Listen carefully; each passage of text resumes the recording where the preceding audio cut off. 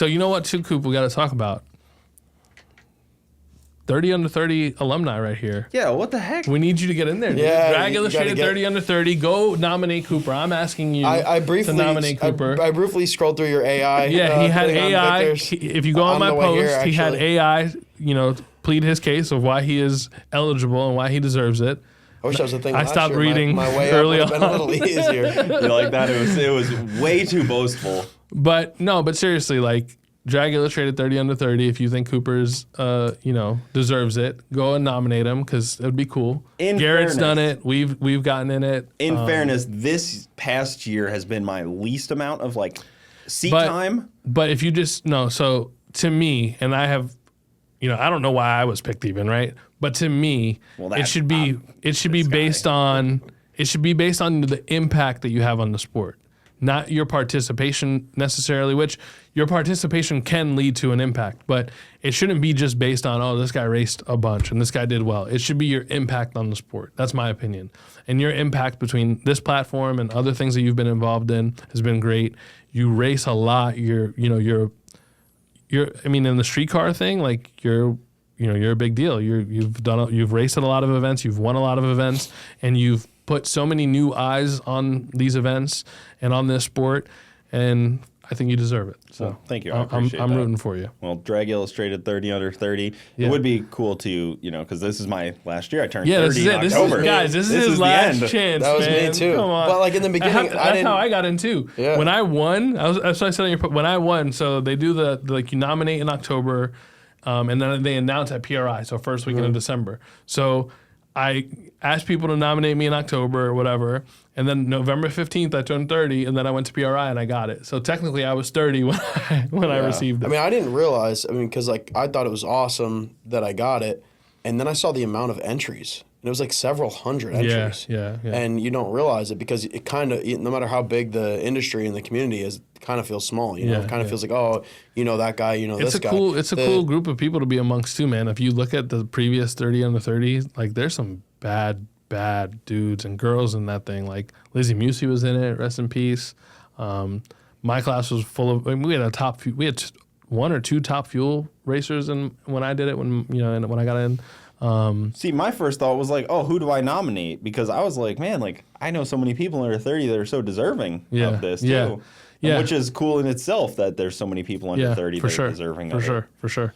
But I always go to and to that point, if you have somebody that you think is, in the drag racing community in any capacity, a racer, a tuner, a crew chief, a driver, a track prep person, a person that promotes events, whatever it may be. A media guy, Go on dragillustrated.com and nominate them, and don't say, this guy's the man.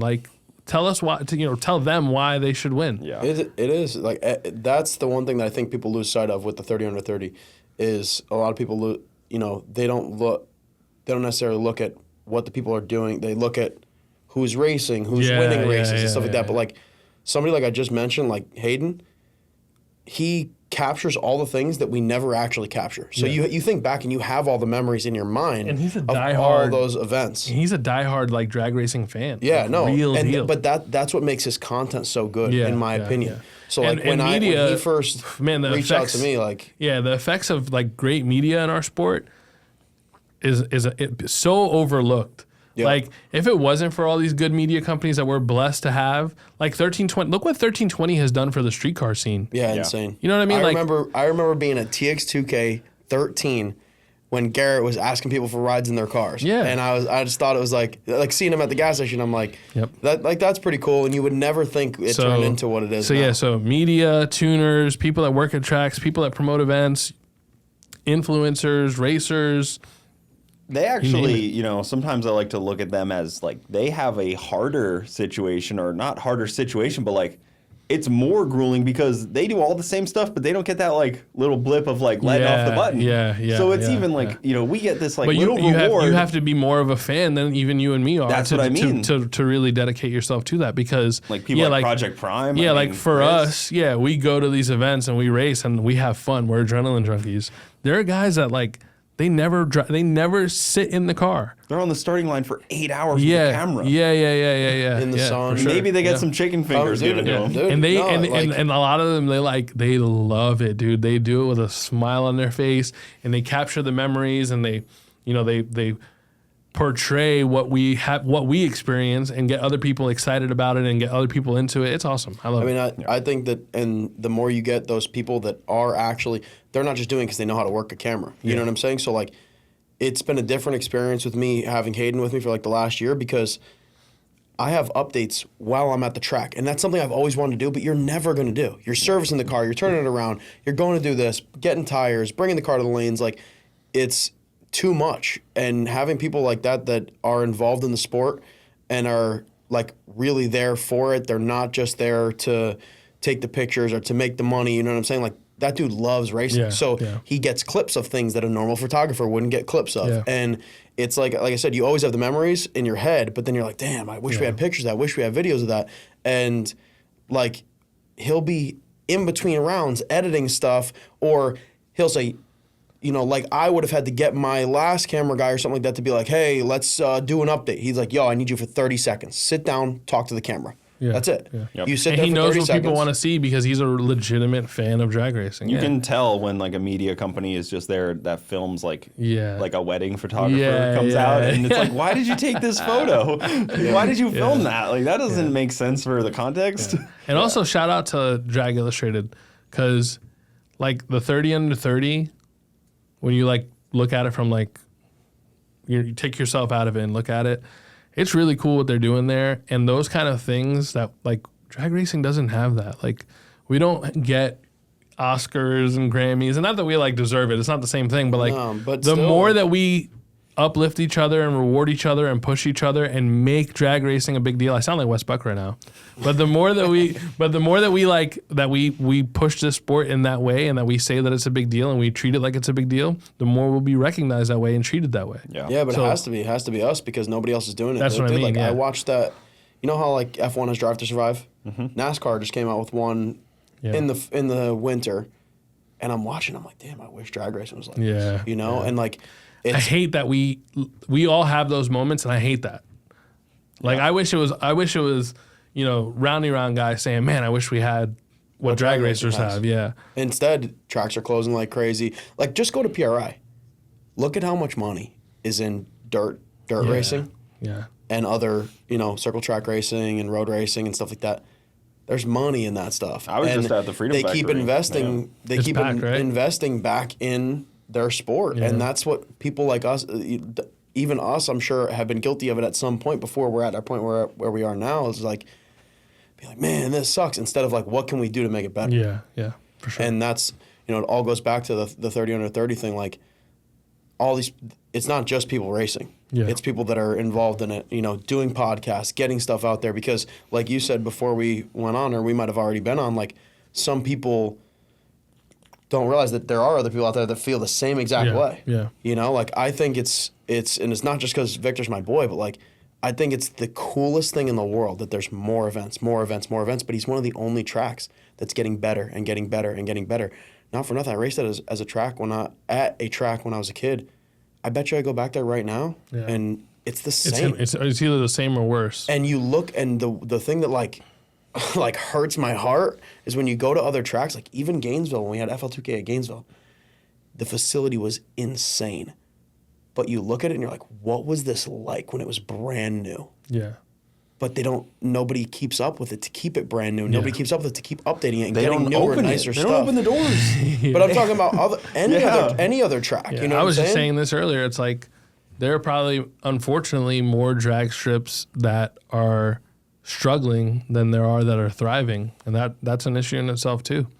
But you know, like the 30 under 30, I hope, like, and there probably is. There's probably a person that's like 22 or 23 that they don't notice it, and most people probably won't notice it. But this may motivate them to be like, man, you know what? One year I want to like really have a good year and put myself out there for that. And that motivates them to be better and to push and to do more and to put themselves out there. And when they're doing that, they're putting the entire sport out there. You know, like they're going to go on their Facebook now and start promoting themselves a little more. And, you know, self-promotion is great. We need more of it. And then somebody from their one of their friends or their family that's never been to a track might be like, hey man, next time you're racing, I'm gonna come see you. Like, dude, it goes round and round. That's what I mean. So we just got to keep doing that. That kind of stuff is great. Like, dude, my whole family, aside from my dad, who loves the shit, and my mom obviously loves it too, but like, my aunts, my uncle, my grandparents, like, I don't think they realized what it was until they actually came out and saw it. Most of my family, until I had my first 1320 feature, just thought I was fucking around. Yeah. You know what I'm saying? And then I get a text like, hey, that was really awesome, like, all that stuff. And now anytime we're around, they can try to make it to as many races as they can. And like, just even that's 6 more people that just came in the door to make that racetrack more successful. Yeah. Well, that's how my dad felt when he first came to Bradenton and saw like his first race. It may have been the Christmas tree race or something, which is obviously one of the best races to go to if you're kind of like new to it all. Yeah. Mm-hmm. That's kind of a whole side subject, but my dad was like, wow, these are my people. I never knew this. Like these people are all clearly my people out here. And he's not a drag racer at all. He grew up in Westchester, New York, where it was like a city with just hills. And he was like, exactly. He was all in on the people and the atmosphere of drag racing he didn't even see what was going on down track. Like he was more just like, wow, the environment is like. Yeah, it's awesome. I say this all the time. If my friends aren't going to an event, I'm not going. Like, I love being with my friends and with my people. Like, if we can park next to each other, I hate going to an event and not being parked next to my boys. Yeah. Like, I didn't go to, my car wasn't ready, but I didn't go to Yellow Bolt last year because, like, Mike Norman wasn't going. Like, the people that I wanted to be around weren't going. Yeah. So, like, I'm not going to take a 30-hour trip to go race by myself because a lot of, for me at least, love competing. But it is a huge thing about the environment because you're working so hard all the time.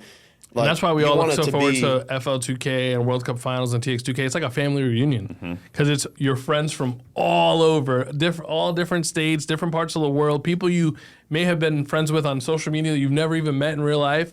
Like, you get to go hang out with them, and that's like the coolest thing. Like, that's the best part of it. It's crazy to see how far it's come, and I think the big eye opener year for me was Gainesville. Was 2 years ago because like. Not for nothing, it takes a lot to get an event to where it is now. Because there was TX2K and there was FL2K. And 6 years ago, they weren't on the same, TX2K had been around for so much longer. You go to FL2K, it was good, but it was a far smaller event. And now it's the same thing. It's like, it's amazing to see. Just as many people, just as many cars, just as fast, if not now it's something that people put in their schedule. Like, we got to go to that, Guys, thank you for tuning in to the Bogetti Clips YouTube channel. For the full podcast, check us out on Bogetti Studios YouTube and all your audio platforms. Also, hit that subscribe button to not miss out on any of the new Bogetti clips coming up.